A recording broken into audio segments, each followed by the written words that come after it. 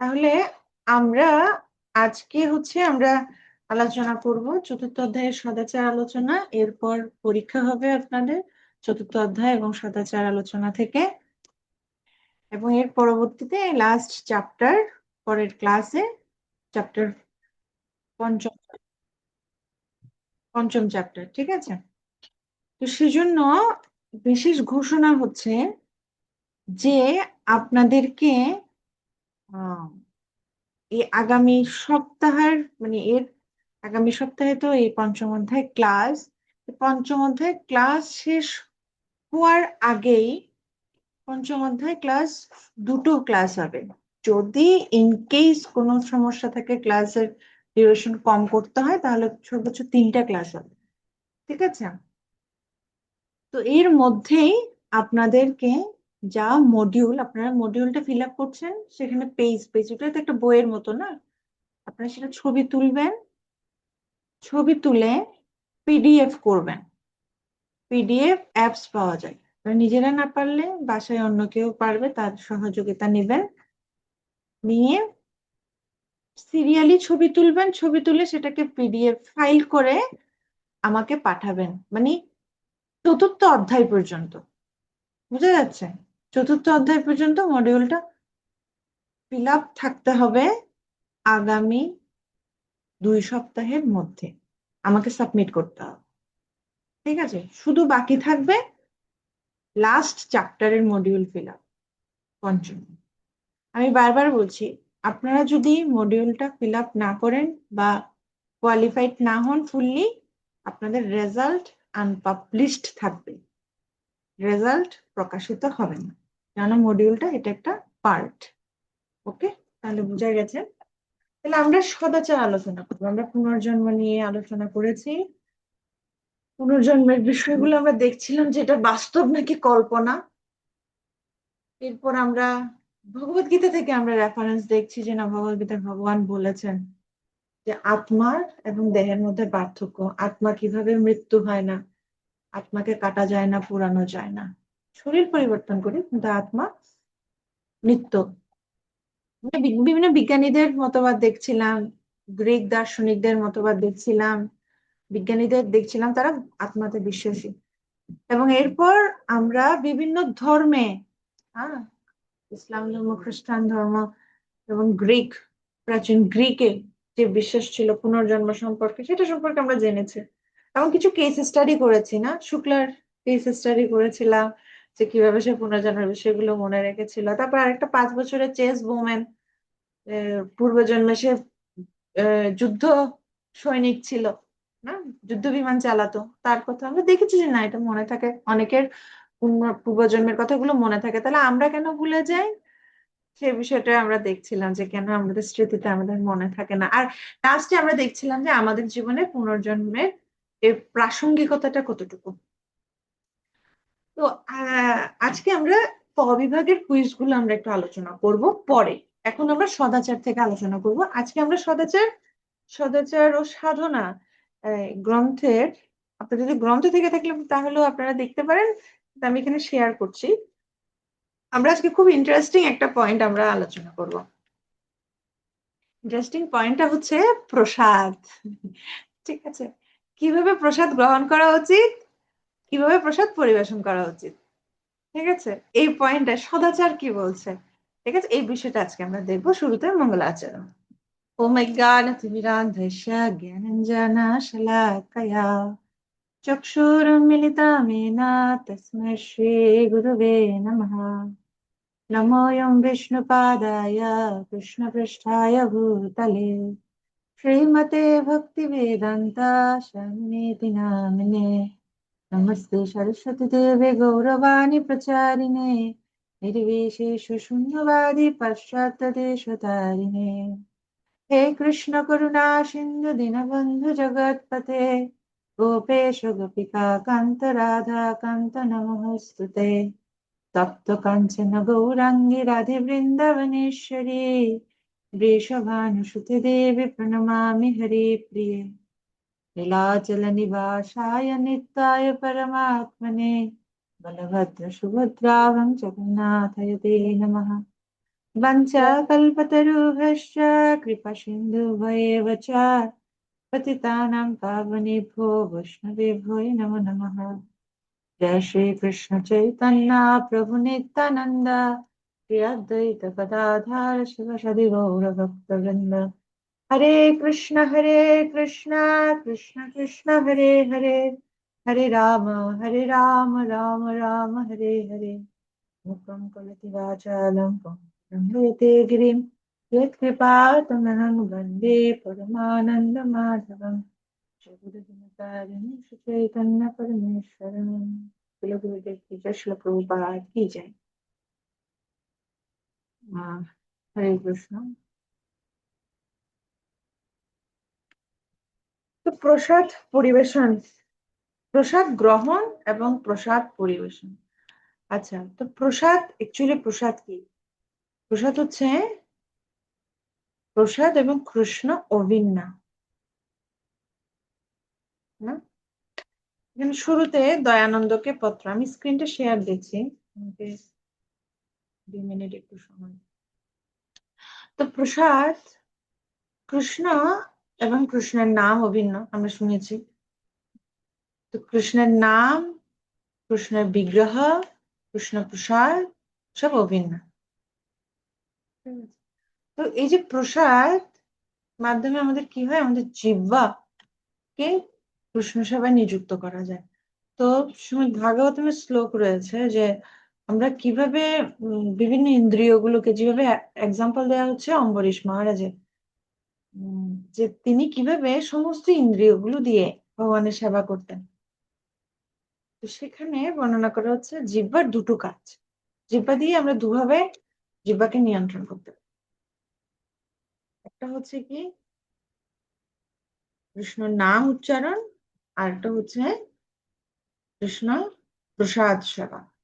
এই যে সমস্ত ইন্দ্রিয়গুলো আছে, আমাদের ইন্দ্রিয়গুলোকে নিয়ন্ত্রণ করা খুব খুব প্রয়োজন, কিন্তু ইন্দ্রিয়গুলো হচ্ছে দুর্দমনীয়। দুর্দমনীয় শব্দের অর্থ কি? যেটা দমন করা কষ্টসাধ্য। তো সমস্ত ইন্দ্রিয়কে কন্ট্রোল করা যায় কিসের কন্ট্রোল করার মাধ্যমে? এই জিহ্বাকে কন্ট্রোল করার মাধ্যমে। ঠিক আছে, এটা খুব সহজ। আমরা শুধু কৃষ্ণ প্রসাদ আস্বাদন করতে পারি, আর এর মাধ্যমে জিহ্বা যদি কন্ট্রোল হয়, তাহলে বাকি সব ইন্দ্রিয় আপনা থেকে কন্ট্রোল হবে। এটা শাস্ত্রের সিদ্ধান্ত। তো প্রথমে দয়ানন্দকে পত্র, শিল প্রভুপাদ পত্র দিচ্ছেন, এবং সেখানে প্রভুপাদ বলছেন যে এই ধারণাটি আমি খুব পছন্দ করি। আমাদের ভবরোগ নিরাময়ের জন্য হরিনাম ওষুধ, আর প্রসাদ হলো পথ্য। ঠিক আছে, এটা আমাদের মনে থাকবে। হরিনাম হচ্ছে কি? ওষুধ। আর প্রসাদ হলো পথ্য। পার্থক্য কি ওষুধ আর পথ্যের মধ্যে? পার্থক্য কি কেউ বলতে পারবেন? কেউ জানি আমরা ওষুধ এবং পথ্যের মধ্যে পার্থক্য কি? হরে কৃষ্ণ মাতাজি প্রণাম। ঋতু দীপেশ্বরী মাতাজি, হ্যাঁ। হ্যাঁ, ঔষধ খেলে আমাদের পথ্য অবশ্যই খেতে হবে সাথে সাথে, না হলে রোগ সারবে না। পথ্যটা কি জিনিস? পথ্যটা হচ্ছে মানে ঔষধের সাথে যেমন পুষ্টিকর খাবার খেতে হয়, এটা হচ্ছে পথ্য। ইয়েস, ইনস্ট্রাকশনস না। ওকে, হ্যাঁ। আর মুন্নি মাতাজি? হরে কৃষ্ণ মাতা, ওষুধটা হচ্ছে রোগকে কন্ট্রোল করে। মনে হচ্ছে প্রসাদটা শরীরকে কন্ট্রোল করে, মানে সুস্থ না, হওয়ার জন্য প্রসাদ আর পথ্যটা। ওষুধের মধ্যে পার্থক্য বলছি না, বলছি হ্যাঁ, ওষুধ আর পথ্য। ওষুধ আর পথ্য এই দুটো বিষয়। পথ্য হ্যাঁ, হচ্ছে যে আমাদের যে প্রসাদটাকে বুঝাচ্ছে, মানে আমাদের পুষ্টি সাধনের জন্য যা দরকার, খাবার, পানীয়, আমি এটাকে এমনিতে পথ্য ভুলতে বলছে। যাচ্ছি। ওষুধ আর পথ্যের মধ্যে পার্থক্য কি? পরে প্রসাদের সাথে এবং হরিনামের সাথে সেটা যে তুলনীয়, সেটা আমরা পরে আসছি। ঠিক আছে, ও, হ্যাঁ, ঠিক আছে, প্রসাদ হলো পথ্য, ঠিক আছে, কিন্তু পথ্য জিনিসটা কি? ওষুধ আর পথ্যের মধ্যে পার্থক্য কি? হ্যাঁ রমা মাতাজি। মাগাজি ঔষধ হচ্ছে আমাদের মানে ঔষধ হচ্ছে আমাদের রোগটা হওয়ার পরে সেটা সারে। আর পথ্য হচ্ছে আমাদের করণীয় মানে প্রতিকার। মানে ওটা হচ্ছে আমাদের একটা জীবনের মানে রুলস। আমরা ওভাবে চললে মানে ওটা থেকে আমরা মানে যে কোনো আহ, কোনো বিপদ বা যে কোনো আশঙ্কা থেকে আমরা মানে মুক্ত হতে পারি। আচ্ছা, তার মানে পথ্য দরকার, ওষুধও দরকার। বুঝা গেছে ওষুধ আর পথ্যের মধ্যে পার্থক্য কি? ওষুধ হচ্ছে যেটা খেলে আমাদের রোগ সারবে, আর পথ্য হচ্ছে যেটা মানলে রোগ হবে না। ঠিক আছে? বা যেটা লাইফ স্টাইল, যেটা জীবন প্রণালী, যেগুলো সমস্ত নির্দেশনাবলী, যেগুলো আমরা মেনে চলবো। ঠিক আছে, তাহলে আমাদের ভবরোগ, আমাদের একটা রোগ, সবার এই রোগটা রয়েছে, কমন এই রোগ, সেটা হচ্ছে কি? ভবরোগ। তাহলে এটা নিরাময়ের জন্য ওষুধও দরকার, পথ্যও দরকার। যেমন দেখুন, কেউ যদি শুধু ওষুধ খায়, সাপোজ কারো কি হয়েছে, কারো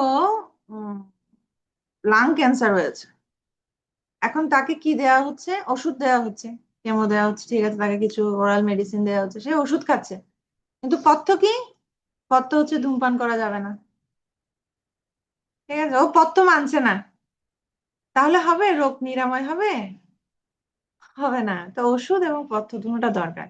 তা আমাদের ভবরোগ নিরাময়ের জন্য ওষুধ হচ্ছে হরিনাম, সৎ হচ্ছে পথ্য। বাদ পড়ছে।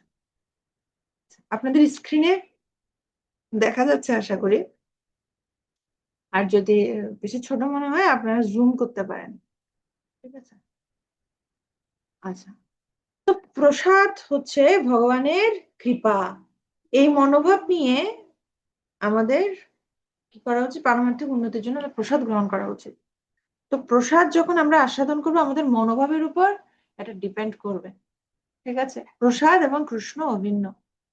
তা আমি তো একজন মহারাজ, আমি এক ভক্তের কাছ থেকে শুনছিলাম যে তিনি যখন প্রসাদ পেতেন, কোনো ধরনের ডিস্টারবেন্স ছাড়া তিনি একদম একনিষ্ঠ চিত্তে খুব আস্বাদন করে তিনি প্রসাদ গ্রহণ করতেন। এবং আমাদের হিজ হোলিনেস ভক্তিচার্য স্বামী গুরু মহারাজ, তিনিও ব্যক্তিগতভাবে যখন এখানে আসতেন পুণ্ডরিক ধামে, তখন মহারাজের প্রসাদ হচ্ছে সাক্ষাৎ ভগবান, সাক্ষাৎ কৃষ্ণ। তো এই মনোভাব নিয়ে আমাদের গ্রহণ করা উচিত, আমাদের জড় বুদ্ধি নিয়ে প্রসাদ গ্রহণ করা উচিত। আচ্ছা, তো এখানে কারা রিডিং পড়তে চান? রমা মাতাজি কিছু বলতে চান নাকি আগে হ্যান্ড রেজ করা? রমা মাতাজি?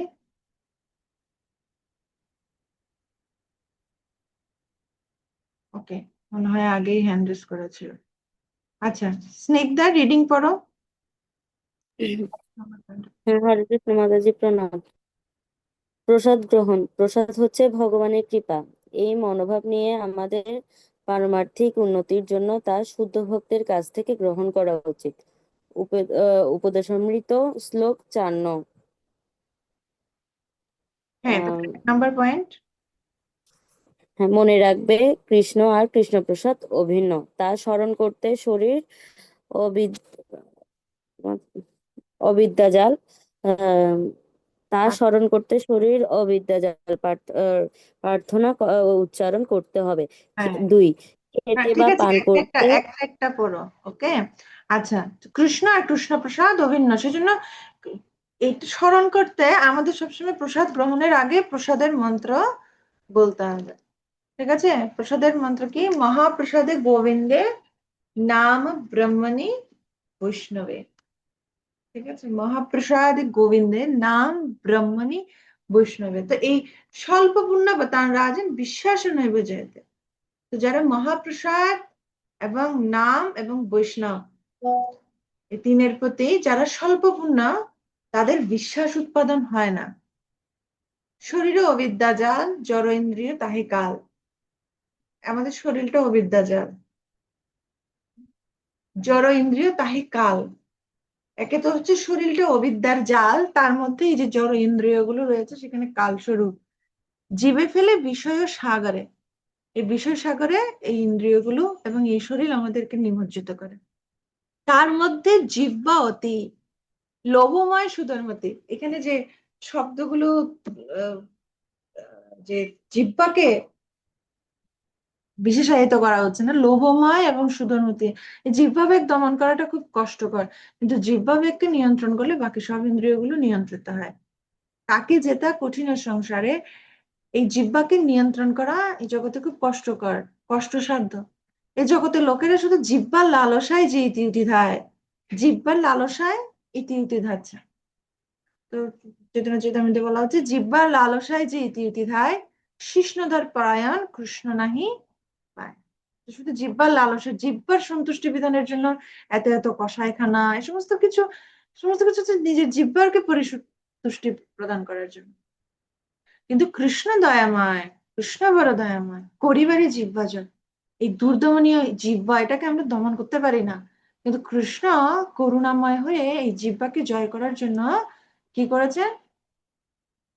সব প্রসাদ অমৃত দিলা ভাই, নিজের প্রসাদ রূপে যে অমৃত, সেটা আমাদেরকে প্রদান করেছে।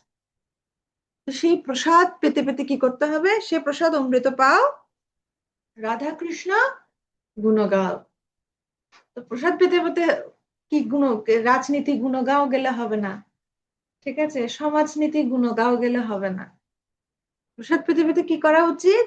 রাধা কৃষ্ণ গুণ গাও, কৃষ্ণ কথা, কৃষ্ণ লীলামৃত আস্বাদন করা উচিত, অন্যথায় মৌন থাকা উচিত, প্রজল্প করা উচিত নয় প্রসাদ পাওয়াকালীন সময়। ঠিক আছে, ওকে। 2 নম্বর পয়েন্টে বলছে আমাদের ডান হাত ব্যবহার করা উচিত, খেতে বা পান করতে ডান হাত ব্যবহার করা উচিত। এগুলো হচ্ছে কমন কালচার, যেগুলো আমাদের অ্যাকচুয়ালি বৈদিক সংস্কৃতি খুবই সমৃদ্ধ। আমরা দেখতে পাই যে অনেক কাল আগে থেকে, বিশেষ করে বৈদিকতার ভাবে এগুলো চলে আসছে, কিন্তু পাশ্চাত্য সংস্কৃতির অনুসরণ করে বর্তমানে এগুলো একটু কি হয়ে যাচ্ছে, আমরা ভুলে যাচ্ছি। সেজন্য আবার শাস্ত্রে এগুলো আমাদের মনে করিয়ে দেওয়া হচ্ছে। কিন্তু অ্যাকচুয়ালি আমরা দেখতে পাই, যেমন আগের যে জেনারেশন, তারা এই বিষয়গুলো সদাচার তাদের জীবন প্রণালীতেই ছিল, না, খুব সদাচার নির্ভর। কিন্তু এখন নেই, এখন ধীরে ধীরে আমরা করছি যে না, ডান হাত ব্যবহার করা উচিত খাওয়াতে, বাম হাত, আমি অনেকজনকে দেখি বাম হাত ব্যবহার করে, ঠিক আছে। তো এটা উচিত নয়, আগের কালে কিন্তু এই ধরনের ছিল না, কিন্তু আমরা এটা ভুলে গেছি। তো খেতে বা পান করতে আমাদের ডান হাত ব্যবহার করা উচিত, বাম হাতে নয়। আচ্ছা, এরপর 3 নম্বর পয়েন্ট, স্নিগ্ধা পড়ো। হ্যাঁ, এই প্রসাদ কৃষ্ণ আস্বাদন করেছেন তা ভাবতে হবে। কৃষ্ণ যে কৃপাপূর্বক আমাদের প্রসাদ দিয়েছেন তা চিন্তা করতে হবে। সেই সঙ্গে ভগবান শ্রীকৃষ্ণ ও শ্রী চৈতন্য মহাপ্রভুর প্রসাদ গ্রহণ লীলাও আমাদের স্মরণ করতে হবে। কৃষ্ণ সাক্ষাৎ, এটি কৃষ্ণের উচ্ছিষ্ট। তো প্রসাদ পেলে কি হয়? অ্যাকচুয়ালি বলা হচ্ছে, আমরা কারো উচ্ছিষ্ট যদি গ্রহণ করি, আমরা তার প্রতি আসক্ত হব। সেজন্য যেমন আগের, আমি হলধর স্বামী মহারাজের লেকচার শুনছিলাম, মানে আর্ট অফ প্যারেন্টিং, সেখানে সন্তান প্রতিপালনের কৌশল, সেখানে মহারাজ ব্যক্তিগতভাবে বলছিলেন, যে ওনার কথা বলছিলেন যে আমরা দেখতে পাই আগের সময়, মানে উনাদের সময়ের মা সবসময় খাইয়ে দিত, মানে নিজে খেত এবং নিজের উচ্ছিষ্ট সন্তানকে খাওয়াতো, সবসময় খাইয়ে দিত। মা যখনই কিছু খায় বা সবসময় খাওয়াটা মা খাইয়ে দিত। এই যে মার এক উচ্ছিষ্ট সন্তান খাওয়ার মাধ্যমে সন্তান মার প্রতি খুব আসক্ত হয়। হ্যাঁ, তো এটা বলা হচ্ছে যে আমরা যদি কারো উচ্ছিষ্ট খাই, তাহলে তার প্রতি আমাদের আসক্তি বাড়বে। ঠিক সেটাই, আমরা কৃষ্ণের উচ্ছিষ্ট পাই, আমরা কৃষ্ণ প্রসাদ পাই, তার মানে হচ্ছে কি কৃষ্ণের উচ্ছিষ্ট। তো আমরা যত কৃষ্ণ উচ্ছিষ্ট পাবো, তত আমরা কৃষ্ণের প্রতি আমাদের আসক্তি বাড়বে। ঠিক আছে, এই হচ্ছে কৃষ্ণ প্রসাদ, হচ্ছে কৃষ্ণ আস্বাদন করেছেন, সাক্ষাৎ কৃষ্ণ আস্বাদন করেছেন, এটা ভাবতে হবে। এবং কৃষ্ণের যে লীলাগুলো রয়েছে, কৃষ্ণ কৃষ্ণ প্রসাদ, কৃষ্ণ কিভাবে গোপ বালকদের সাথে প্রসাদ আস্বাদন করতেন। এবং আমরা চৈতন্য মহাপ্রভু লীলায় দেখতে পাই যে মহাপ্রভু কত পছন্দ করেন অ্যাকচুয়ালি ভোজন। হ্যাঁ, কৃষ্ণ জগন্নাথ মহাপ্রভু, বড় সুন্দর, কত ভোজন, কত লীলা আছে। অদ্বৈত আচার্য ঠাকুর এবং সমস্ত বাঙালি ভক্তরা বিশেষ করে যখন মানে কত সুন্দর মহাপ্রভুর ভোজন লীলা, যে কত শাক কত পছন্দ করতেন। তা আমরা এটা চিন্তা করতে পারি, আমরা বাজার করার সময় ও এটা মহাপ্রভুর খুব প্রিয়, ও জগন্নাথের খুব প্রিয়। হ্যাঁ, তো এই বিষয়গুলো যখন ভগবানকে নিবেদন, ভগবান কত আস্বাদন করে, ভগবান গ্রহণ করেন, এটা আমরা চিন্তা করতে পারি। ভগবত প্রসাদটা আমরা গ্রহণ করতে পারি, তখন সেটা আমাদের হৃদয় পরিশুদ্ধ করে। আচ্ছা, এরপর 4 নম্বর পয়েন্ট। শ্রীকৃষ্ণ আর তার প্রসাদের গুণকীর্তন ব্যতীত কোনো কথা বলা উচিত নয়। কোনো প্রজল্প পাঁচ করা উচিত নয়, ঠিক আছে, যেটা আগে হ্যাঁ বলছি। পাঁচ হুম। পাঁচ 5 নং, প্রসাদ ফেলবে না, প্রসাদে যেন পা না লাগে। প্রসাদ পাওয়ার পূর্বে ও পরে হাত পা ও মুখ ধোয়া উচিত। ওকে, ঠিক আছে। এখানে একটা গুরুত্বপূর্ণ পয়েন্ট হচ্ছে কি, প্রসাদ যতটুকু প্রয়োজন ততটুকুই নেওয়া উচিত। প্রসাদ অপচয় করা উচিত নয়, প্রসাদ ফেলা উচিত নয়, ঠিক আছে। প্রসাদকে কিভাবে সম্মান করতে হবে, সাক্ষাৎ কৃষ্ণ, ঠিক আছে, তাই প্রসাদ কখনো নষ্ট করা উচিত নয়। তা আগামীকাল গৃহস্থ ক্যাম্প আছে, যারা যারা যাবেন প্রসাদ নষ্ট করবেন না, ঠিক আছে, যতটুকু পরিমাণের দরকার ততটুকু পরিমাণে নিবেন, ঠিক আছে। তো প্রসাদ এবং কৃষ্ণ হবেন না, আর প্রসাদের জন্য পা না লাগে, খুব সম্মান করা উচিত প্রসাদকে, আর হাত পা মুখ ধোয়া উচিত প্রসাদে। আচ্ছা, তারপর আহারের 1 ঘন্টা পূর্বে 1 গ্লাস জল পান করবে, অথবা আহারের কিছু পরে, আহারের সময় পান করবে না। একান্ত প্রয়োজনে গরম কিছু পান করা যেতে পারে। এটা হচ্ছে আয়ুর্বেদিক রুলস, এটা অ্যাকচুয়ালি আমাদের শরীরের জন্য, এটা হচ্ছে আয়ুর্বেদিক শাস্ত্র অনুসারে সিদ্ধান্ত, ঠিক আছে। খাওয়ারের সময় জল পান করতে নিষেধ করা হয় কেন, আমাদের আহ, এই যে পাকস্থলীর যে জঠরাগ্নি রয়েছে, সেই জঠরাগ্নি হচ্ছে কি খাদ্যকে পরিপাক করতে সহায়তা করে, ঠিক আছে। আয়ুর্বেদিক শাস্ত্র অনুসারে এই জঠরাগ্নি তখন প্রজ্বলিত থাকে যখন আমাদের ক্ষুধা লাগে এবং আমরা যখন খাই। তো জল খাওয়ার মাধ্যমে বলা হয় কি সেটা হজমে ব্যাঘাত করবে, যেটা শরীরের জন্য ভালো নয়। যে জন্য বলছি আহারে 1 ঘন্টা পূর্বে 1 গ্লাস জল, এটা শাস্ত্র সিদ্ধান্ত অনুসারে যেহেতু এটা সিদ্ধান্ত, ঠিক আছে। এমনি আমরা দেখবেন যারা আয়ুর্বেদিক ডক্টর তারা এই বিষয়টা বলে, ঠিক আছে। আর যদি পান না করা উচিত, আর নিতান্তে যদি কিছু পান করতে হয় তাহলে গরম কিছু বা জল জিরা, জিরার জল, এরকম কিছু হজমের সহায়ক কিছু পান করতে বলে, ঠিক আছে। আচ্ছা, তারপর 8 নম্বর পয়েন্ট। শ্রীল প্রভুপাদ বলেছেন, তোমার পেটের 4 ভাগের 1 ভাগ জল দিয়ে ভর্তি করবে, 2 ভাগের 1 ভাগ খাদ্য দিয়ে, আর বাকি 4 ভাগের 1 ভাগ বাতাস দিয়ে পূরণ করবে। অতিরিক্ত খাবে না। আবার নিচে হ্যাঁ, নিচে একটু আসতে। ওকে ওকে, আচ্ছা, অতিরিক্ত খাবে না। অতিরিক্ত খাবার। আচ্ছা, প্রসাদ না, এটুকু এটুকু একটু আলোচনা করি। তাহলে শিল প্রভুপাদ যেটা বলছেন সেটা হচ্ছে আমাদের শরীরকে সুস্থ, ওভার ইটিং করা উচিত নয়, এটাও আয়ুর্বেদিক শাস্ত্র অনুসারে শাস্ত্র এবং বিজ্ঞানসম্মত, ঠিক আছে, এই সিদ্ধান্ত আমাদের কেন, কারণ আমরা দেখতে পাই ব্লেন্ডার মেশিন, কেউ ব্লেন্ডারে ব্লেন্ড করার অভিজ্ঞতা সবার আছে, তাই না। আপনি যদি ব্লেন্ডারে কি করেন, ফুল একদম যেটা পাত্র রয়েছে সেটাতে একদম ফুল দিয়ে দিয়েছেন মেটেরিয়ালস, তারপর জল দিয়েছেন আর ঘুরছে, ওটা হবে, ফুল টাইট করে দিলে সেটা হবে, কিছু স্পেস রাখতে হবে, তাই না, তখন সেটার স্মুথলি সেটার মিক্সচারটা খুব সুন্দর হবে, তাই না।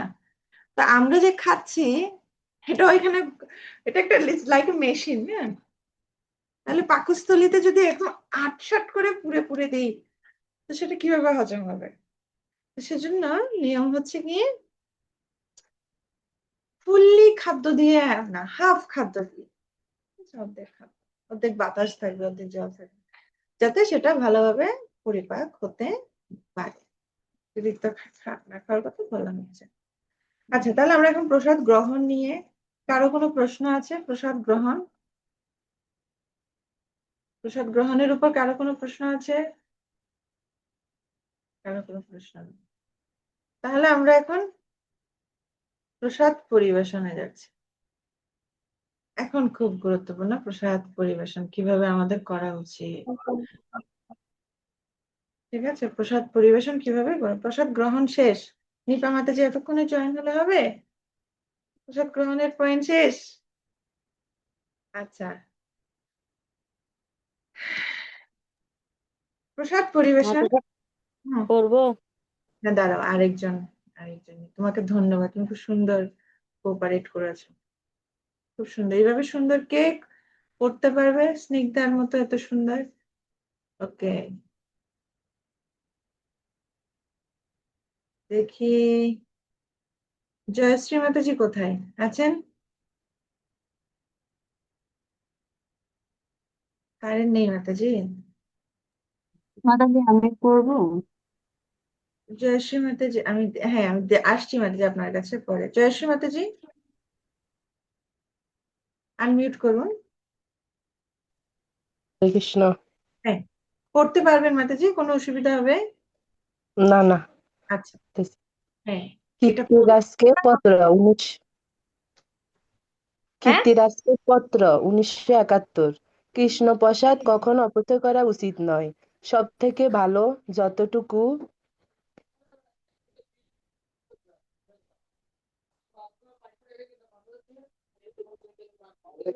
প্রয়োজন ততটাই, এখান থেকে প্রয়োজন ততটাই রান্না করা। হুম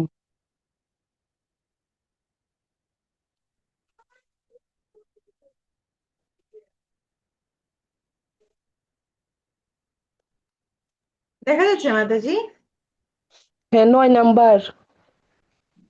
আরে না না, এই যে প্রয়োজন ততটাই রান্না করা, 54 পৃষ্ঠা দেখুন। রান্না করে হুম, ওই প্যারাটা পড়ুন, একের আগ পর্যন্ত পড়ুন। এখানে তো 55 পৃষ্ঠা আসছে। আপনি একটু সরিয়ে দেখুন। আছে না 54 পৃষ্ঠা, দেখতে পাচ্ছেন না হ্যাঁ কেউ? হ্যাঁ হ্যাঁ হ্যাঁ, আছে। প্রয়োজন ততটাই রান্না করা, তারপর যার যতটুকু প্রয়োজন সেই অনুসারে বিতরণ করা, সেটাই বৈদিক রীতি। প্রসাদ সেবনকারীরা সামনে থালা রেখে সারিবদ্ধ হয়ে বসবেন, আর পরিবেশনকারীরা প্রতিটি প্রসাদ খুব অল্প পরিমাণে প্রতিটি থালায় দিয়ে যাবেন। যদি কেউ কোনো কিছু না চান তাহলে তাকে তা দেবেন না। পরিবেশনকারীরা প্রতিনিয়ত সারি বরাবর প্রসাদ সহ যাতায়াত করতে থাকবেন, আর যে কেউ যদি আরো চান দেবেন। এভাবে কোনো কিছু অপচয় হবে না, আর সবাই সন্তুষ্ট হবে। হ্যাঁ, থ্যাংক ইউ মাতাজি। হ্যাঁ, এটা হচ্ছে ট্রেনিং আপনাদের পরিবেশনকারীদের জন্য, ট্রেনিং। ঠিক আছে, প্রসাদ যাতে অপচয় না হয় সেজন্য যতটুকু প্রয়োজন ফেলা উচিত নয়, নষ্ট করা উচিত নয়। ঠিক আছে, অন্য পরেরটা কিছু পড়বো। দাঁড়ান, এটা আমি একটু আলোচনা করি মাতাজি, তারপর। আমরা যদি কোনো কিছু নষ্ট করি তাহলে কি হবে, সেটার ফল আমাদেরকে ভোগ করতে হবে। তো এখানে সবকিছু আমাদের জন্য নির্দিষ্ট বরাদ্দ। ঠিক আছে, ঈশাবস্যম নীতি অনুসারে আমাদের যতটুকু প্রয়োজন ততটুকুই গ্রহণ করা উচিত। অতিরিক্ত নিয়ে অনেক সময় হয় কি, আমাদের লোভ হয়। যেমন কোনো একটা item, ও ঠিক আছে আমি অনেক নিতে পারবো, নিয়ে নিয়ে নিয়ে নিয়ে রাখি, বাকিরা খেতে পারে না, দেখা যায় কি ওইটা ফেলতে হয়। ঠিক আছে, তো ফেলা উচিত নয়। যতটুকু আমার প্রয়োজন আমি ততটুকু খাবো। আর বৈদিক রীতি অনুসারে পরিবেশনকারীদের সময় আমাদের কি করতে হবে, পরিবেশনকারীরা অল্প পরিমাণে দিবেন। কেউ যদি কিছু না চায় সেটা দেবেন না, এমন না যে না আপনাকে খেতেই হবে, আমি রান্না করেছি মানে আপনাকে খেতেই হবে, খাবেন না মানে না। সবসময় কি মনে রাখতে হবে, আমরা পরিবেশন করছি, বিশেষ করে যদি গৃহে কোনো বৈষ্ণব আসে তাহলে তার মনোভাব বুঝে সেবা। অনেক সময় হয় কি, কি রে, আমি রান্না করেছি এত ভালো হয়েছে, উনি খাচ্ছে না কেন, ওনাকে দিই আরো দেই। না, আপনাকে নিতে, উনি অন্ন নিতে চাচ্ছে না, ওনার হাতের উপরে অন্ন দেয়, এরকম উচিত নয়। যদি কেউ না চায় তাহলে সেটা দেবেন না, যতটুকু চাইবে ততটুকু পরিমাণে পরিবেশন করতে হবে। এবং প্রতিনিয়ত যাতায়াত করতে হবে, যদি চাই তাহলে আবারও দিবেন। এর ফলে কি হবে, কোনো অপচয় হবে না, সবাই সন্তুষ্ট থাকবে। ঠিক আছে, হ্যাঁ জয়শ্রী মাতাজি, পরের পয়েন্ট। যারা প্রসাদ পাবেন তাদেরকে ডেকে আসনে বসাতে হবে, আর যোগ্য ভক্তরা প্রসাদ পরিবেশন করবেন। হ্যাঁ, এখানে যোগ্য ভক্ত মানে কি? যারা বুঝবে কতটুকু দিতে হবে, ঠিক আছে। আবার পরিবেশনের ক্ষেত্রে কাকে কতটুকু দিতে হবে, তাই যোগ্য বলতে কি বোঝাচ্ছে? যারা এটা বুঝবে, ঠিক আছে। আবার পরিবেশনের সময় কি করা উচিত? দূরত্ব রেখে পরিবেশন করা উচিত। পরিবেশন পাত্র থেকে পরিবেশন করা উচিত, এটা আমরা দেখবো পরে। পরিবেশন পাত্র থেকে পরিবেশন করা উচিত। আর কি করা উচিত? প্লেটের সাথে লাগিয়ে দেওয়া উচিত নয়। অনেক সময় যারা যোগ্য ব্যক্তি নয়, তারা পরিবেশন করতে করতে চামচটা একদম প্লেটে লাগিয়ে লাগিয়ে দেয়। এটা উচিত না, এটা সদাচার নয়, বৈষ্ণব সদাচার নয়। কেন? এর মাধ্যমে কি হয়? উচ্ছিষ্ট হয়ে যায়। সেই নির্দিষ্ট ব্যক্তির উচ্ছিষ্ট যার প্লেটের সাথে লেগে যাবে চামচটা, সবাই তার উচ্ছিষ্ট হবে। তো এটা উচিত নয়। এটা উচিত কি, একটু একটু দুটো, আবার বেশি উপর থেকে ধপধপ করে ফেলাও উচিত নয়। তাই যোগ্য ব্যক্তি মানে তিনি বুঝবেন কতটুকু দূরত্ব থেকে প্রসাদ দিলে এটা সদাচার মেনটেন হয়, এটা সুন্দর হয়, এবং যিনি আহ, প্রসাদ গ্রহণ করছেন তিনি সন্তুষ্ট হবেন, ঠিক আছে। আচ্ছা, দুই, জয়শ্রী মাতাজি। পরিবেশকরা হবেন খুব পরিচ্ছন্ন, শান্ত ও সন্তুষ্ট। যদি প্রয়োজন হয় তারা যেন আগেই প্রসাদ পেয়ে নেন। পরিবেশনের সময় পরিবেশকদের কথা না বলতে চেষ্টা করা উচিত। ইয়েস, এমন না যে খিদায় তারা অশান্ত হয়ে যাবে, অসন্তুষ্ট হয়ে যেমন ইচ্ছে পরিবেশন করবে না। দরকার হলে বাবু আগে খেয়ে নাও, ঠিক আছে।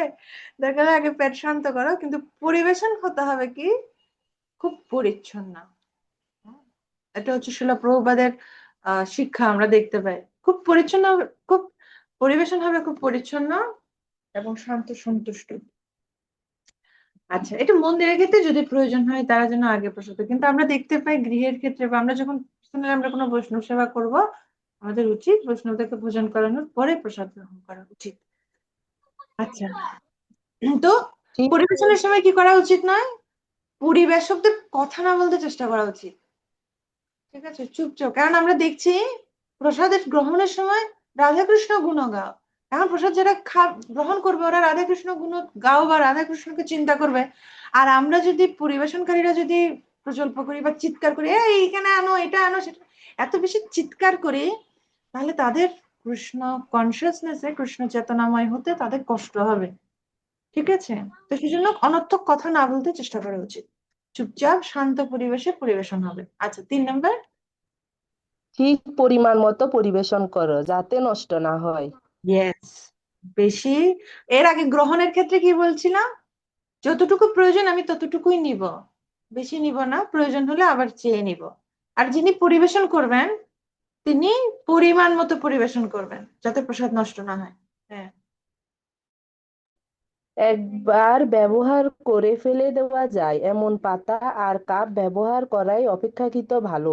ভারতবর্ষে পাতার মাটির কাপ আর পাশ্চাত্যের কাগজের থালা ব্যবহার করা হয়। আর বাংলাদেশে প্লাস্টিকের থালা, হুম। সবচেয়ে লোয়েস্ট। আচ্ছা, তো অ্যাকচুয়ালি এটা হিউজ এর ক্ষেত্রে বলা হচ্ছে।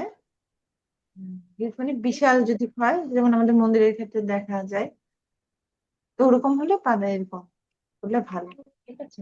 আচ্ছা, যেখানে ধোয়া মেনটেন করাটা সম্ভব হয় না, কিন্তু গৃহে যদি হয়, গৃহে যদি অল্প কিছু বৈষ্ণব হয়, তারপর আপনার গৃহে 5-10 জন আসলেন, আপনি তাদেরকে প্লেট দিয়ে তাদের উচ্ছিষ্টটা আপনি প্লেটটা ধুতে পারেন, ঠিক আছে, এটা ভালো। কিন্তু যদি বেশি পরিমাণে হয়, সেক্ষেত্রে এটা মেনটেন করা সম্ভব নয়। সেক্ষেত্রে পাতা কাপের ব্যবহার করা হয়। ইন্ডিয়াতে আমরা দেখতে পাই এখানে পাতার প্লেট, কাপ, সেখানে প্লাস্টিক নেই। ওকে, আচ্ছা, তারপর 5।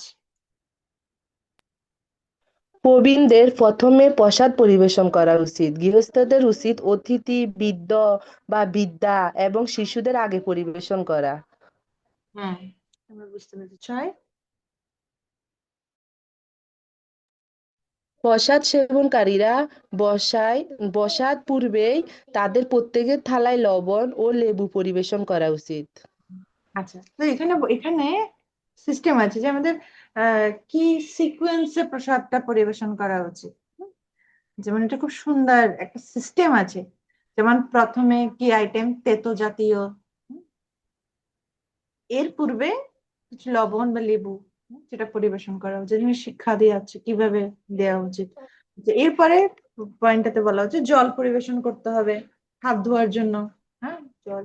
তারপর কি দিতে হবে, এই যে পদগুলো রয়েছে সেখানে প্রথমে হচ্ছে তেতো, শুক্তা বা করলা, যে তেতো পদ, যদি কোনো তেতো শাক শাক হয় বা তেতো ভাজি হয় বা শুক্তো হয়, সেটা প্রথমে। তারপর শাক জাতীয় পদ, ঠিক আছে, তারপর ভাজা আর ডাল, তারপর সবজি, এরপর বিভিন্ন সবজি হলে তারপর সবজিগুলো যাবে, তারপর চাটনি, তারপর মিষ্টি। ঠিক আছে, তো এখন এই সিস্টেমটা মেনটেন করতে, এমন নয় যে প্রথমে ডাল ঠিক আছে, তারপর খাওয়া দাওয়া শেষ তারপর শুক্তো, হবে না। ঠিক আছে, আমাদের এভাবে মেনটেন করতে হবে। ঠিক আছে, প্রথমে এটা এটা ডিপেন্ড করে, এটা অ্যাকচুয়ালি এর মধ্যে যিনি আস্বাদনকারী তার স্বাদও বর্ধিত হয়। হ্যাঁ, প্রথমে তেতো, এরপর শাক জাতীয় পদ, এটা আমাদের মেনটেন করতে হবে। আচ্ছা, এরপর 9 নম্বর পয়েন্ট, জয়শ্রী মাতাজি। যতক্ষণ না প্রত্যেকে সন্তুষ্ট হন, পরিবেশন বাঞ্ছনীয়। কার্পণ্য করবে না, পরে খাবো বলে যেন কোনো কিছু লুকিয়ে রাখবে না। বিতরণের জন্যই প্রসাদ। ইয়েস, ঠিক আছে, নিজে খাওয়ার জন্য, আরে কি হয়ে গেছে, পনিরের সবজি তো সবাইকে দিলে নিজের জন্য রেখে দিই। ঠিক আছে, এরকম করা যাবে না। এটা মন্দিরের ক্ষেত্রে, গৃহের ক্ষেত্রে। অনেক সময় গৃহের ক্ষেত্রে আমরা এটা মনে রাখি যে না, যেহেতু আমরা বৈষ্ণব সেবা করছি না, ভালোভাবে বৈষ্ণবদেরকে সেবা করি। কিন্তু মন্দিরের ক্ষেত্রে তখন যেহেতু বৃহৎ স্বার্থ, তখন আমাদের ক্ষুদ্র স্বার্থটা পরিত্যাগ করতে হবে। আমি কি পছন্দ করে সেটা করলে হবে না, বা এরকম নিজের বক্স পুড়িয়ে রাখলে হবে না। ঠিক আছে, আমাদের সবসময় কার্পণ্য না করা উচিত। নিজে নিজের জন্য লুকিয়ে রাখা যাবে না। বিতরণের জন্য হচ্ছে প্রসাদ, নিজের জন্য নয়। আর যতক্ষণ না প্রত্যেকে সন্তুষ্ট হচ্ছে ততক্ষণ পরিবেশন বাঞ্ছনীয়। আচ্ছা, তারপর 10, পরিবেশনে চামচ দিয়ে উচ্ছিষ্ট পাতা স্পর্শ করবে না। পাতা স্পর্শ করলে চামচ উচ্ছিষ্ট হয়ে যায়। যদি চামচ উচ্ছিষ্ট হয়ে যায় তবে তা ধুয়ে নেবে। ইয়েস, এই পয়েন্টটা আমি বলছিলাম। ঠিক আছে, আমরা বুঝতে পেরেছি চামচ পরিবেশনের সময় চামচটা যাতে সে পাতায় বা প্লেটের সাথে না লাগে। ঠিক আছে, এবং যদি ভুলক্রমে লেগে যায় সেটা চামচটা ধুয়ে নিতে হবে। ঠিক আছে, তাহলে উচ্ছিষ্ট হয়ে যাবে চামচটা।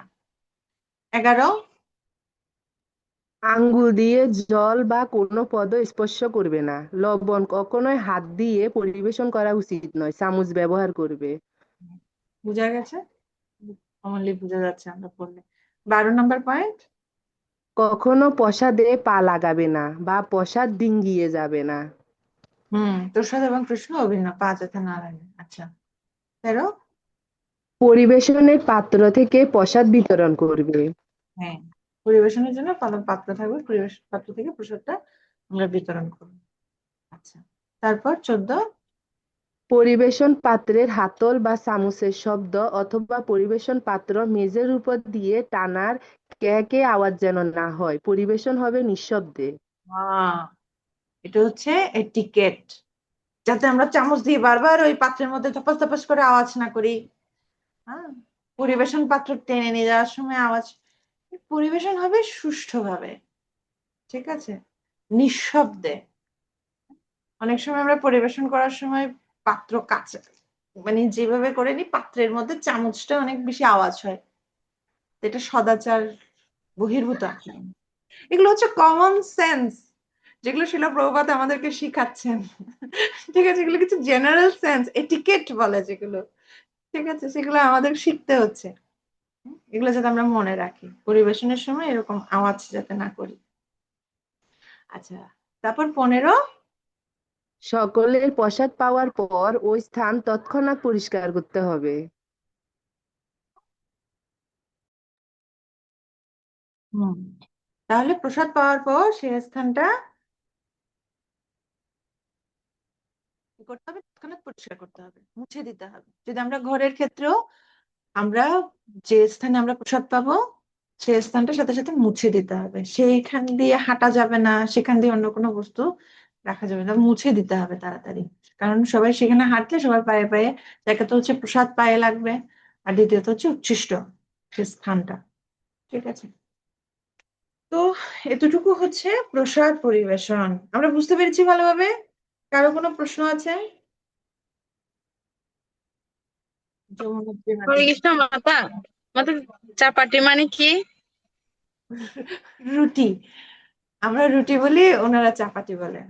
কিন্তু আমরা রুটিতে অনেক সময় ঘি দিই না, কিন্তু চাপাটিতে ঘি দেয়, ঘি ইউজ মানে রুটি, আমরা আমাদের বোধগম্য হিসেবে রুটিই বলি। ওকে, যমুনাত্রী মাতাজি।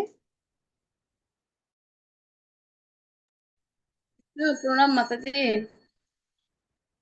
একটা বিষয় আর কি জানার জন্য যে আম, এখানে প্রসাদ পরিবেশনের ক্ষেত্রে তো সেখানে বলা হচ্ছে যে কার্পণ্য করা যাবে না। হ্যাঁ, এটা এটা ঠিক আছে যে এটা তো নিজের জন্য লুকিয়ে রাখা যাবে না, এটা তো একদম ইম্পর্টেন্ট কথা, মানে এটা করা তো যাবেই না। তো একটা বিষয় হচ্ছে যেমন অনেক সময় প্রসাদ বিতরণের সময় যারা পরিবেশনকারী ওরা আমি নিজের অভিজ্ঞতা থেকে বলছি আর কি, অনেক সময় একদম অপ্রস্তুত অবস্থায় পড়ে যেতে হয়। অনেকে আছে যে উনি নিজে প্রসাদ পাচ্ছে, আবার ধরেন আরো একটা পাত্র নিয়ে আলাদা রাখলো যারা প্রসাদ গ্রহণ করতেছে পাচ্ছে। তো এখন পরিবেশনকারী অনেক সময় দেখা যাচ্ছে যে এখানে যেখানে তার যতটুকু সংগ্রহ আছে আর বাকি কিন্তু আরো যে প্রসাদ যে গ্রহণকারী উনি চাচ্ছে যে আরো আরো পেতে, মানে আরো পেতে বলতে নিতে চাচ্ছে, সমস্যা নাই, আলাদা পাত্র নিয়ে বসে। তো এই ক্ষেত্রে পরিবেশনকারীর করণীয়টা কি? মানে এখানে দিতে গেলে অনেক সময় দেখা যায় যে যেখানে ভান্ডারে আছে সেখান থেকে অনেক সময় পড়ে যায়, কিন্তু আবার না দিলে আবার হয়তো ওনার মনে কষ্ট হবে। এই জায়গায় কি করণীয় বিশেষ করে বাঙালি, পরিবেশন? বাঙালিদের ক্ষেত্রে এই সমস্যা। হ্যাঁ, ওকে, এক্ষেত্রে অথরিটির যে ইনস্ট্রাকশনস, পরিবেশনকারীর, আমাদের সবসময় পরিবেশনকারীর একজন অথরিটি থাকবে, আমাদের সব সময় আমাদের সমস্ত কিছুতে একজন অথরিটি আছে। পরিবেশনকারীদেরও একজন অথরিটি আছে, তিনি যেভাবে ইনস্ট্রাকশনস দিবেন, তিনি যদি বলেন যে না ডাব্বা দিতে হবে, ডাব্বাতে দেন, তাহলে ডাব্বাতে ফিল আপ করবেন। আর যদি বলেন না নো ডাব্বা, ঠিক আছে, কোনো কিছুই প্রসাদ পার্সেল হবে না, মানে বক্সে যাবে না, তাহলে আপনি বিনীতভাবে বলবেন আমার অথরিটি আদেশ নেই, আপনি প্রসাদ পান, পর্যাপ্ত প্রসাদ পান, কিন্তু বক্সে বা পরে দেয়া হবে। ঠিক আছে, তখন উনি যদি সবাইকে পরিবেশনের পর তিনি এসে সেই বক্সে নিতে পারেন, চাই। ঠিক আছে, এটা অথরিটি যেভাবে আদেশ দেয় সেভাবে হবে। ঠিক আছে, যাতে আমরা আবার বৈষ্ণব অপরাধ না করি, আমরা জানি না কার কি মনোভাব বা কে কতটুকু লিখতে চাচ্ছেন। আমরা জাস্ট অথরিটির ইনস্ট্রাকশন যদি ফলো করি তাহলে আমরা খুব ভালোভাবে সেবা করতে পারবো। ঠিক আছে, আচ্ছা, আর কারো কোনো প্রশ্ন নেই? এখন আমরা দেখবো শিলা প্রভুপাদ কিভাবে প্রসাদ পেতেন। তো আমরা জানি প্রভুপাদ খুব রান্নায় এক্সপার্ট ছিলেন। প্রভুপাদ তিনি এত ভালো রান্না করতেন যে আমরা পড়েছি না যে প্রভুপাদ যখন যে ম্যাচলেস গিফট শপ প্রথম প্রভুপাদ দেন, সেখানে ছোট একটা সেন্টার, এবং সেখানে সব হিপিরা আসতেন, এবং প্রভুপাদ একা একা বাজার করতেন, প্রভুপাদ রান্না করতেন। আর প্রভুপাদের সেই কি ছিল, প্রভুপাদের যে চুলা ছিল, মানে যে বক্স ছিল না, সেখানে থাক থাক থাক বক্স ছিল, একসাথে 4 পদ তিনি রান্না করতে পারতেন। আর প্রভুপাদের গোলাপ জামুন এত টেস্ট, প্রভুপাদ খুব ভালো রান্না করতেন। এবং ইসকন বুলেট। ইসকন বুলেট, ও ইয়েস। তো প্রভুপাদ খুব ভালো নিজে রান্না করতেন। আবার প্রভুপাদের বোন, যাকে পিসিমা বলতেন সবাই, তিনিও খুব ভালো রান্না করতেন। হ্যাঁ, তিনিও প্রভুপাদের জন্য রান্না করতেন যখন প্রভুপাদ এখানে ভারতে ছিলেন। তো এখানে বলছেন যে মেয়েদের ধর্ম হচ্ছে রান্না করা, তো মেয়েদের এই গুণটা থাকা উচিত। হয় না, কারো কোনো গুণ আছে, কারো কোনো গুণ নেই, কিন্তু সবার মধ্যে সব গুণগুলো থাকে না, কিন্তু বলছে মাতাজিদের এই একটা গুণ মাস্ট থাকা উচিত, সেটা হচ্ছে কি রান্না। মাতাজিদের রান্নায় দক্ষ হওয়া উচিত। আচ্ছা, তো এখানে একটা লীলামৃত আছে খুব সুন্দর গ্রন্থে। একবার শিল প্রভুপাদ সমস্ত শিষ্যদেরকে নিয়ে বিশাখাপত্তনমে গিয়েছিলেন। সেখানে শিল পুরী মহারাজের আশ্রমে গিয়েছিলেন। সেখানে শিল প্রভুপাদের একজন গুরুভ্রাতা, ওনার নাম হচ্ছেন আনন্দ। তিনি সবার জন্য রান্না করতেন। তিনি প্রভুপাদের জন্য রান্না করতেন, প্রভুপাদের যা সমস্ত শিষ্যদেরকে নিয়ে গেছেন তাদের জন্য রান্না করতেন, রান্না করতেন নিজে নিজে পরিবেশন করতেন সবাইকে। আর পরিবেশনের সময় কি থাকতো, সমস্ত মাতাজিরা একদিকে লাইন করে বসতেন, প্রভুরা সব একদিকে লাইন করে বসতেন, আর সেই আনন্দ প্রভু তিনি প্রসাদ পরিবেশন করতেন। আর আপনি বলছেন যে আনন্দ ছিলেন বৃদ্ধ, তবুও তিনি সর্বদা বিনীতভাবে সেবা করতে চাইতেন। তিনি খুব কম ইংরেজি বলতেন, তবু শিল প্রভুপাদের শিষ্যরা শিল প্রভুপাদ এবং আনন্দের মধ্যে যে গভীর স্নেহের সম্বন্ধ ছিল তা উপলব্ধি করেছিলেন। প্রভুপাদের শিষ্যরা ছিল সব পাশ্চাত্য দেশের, কিন্তু আনন্দ এবং প্রভুপাদের সাথে যে কথোপকথন সেটা ইংরেজিতে ছিল না, অবশ্যই বাংলায় ছিল। কিন্তু তারা অনুভব করতেন যে তাদের দুই গুরু ভাইয়ের মধ্যে কতটা অন্তরঙ্গ সম্পর্ক।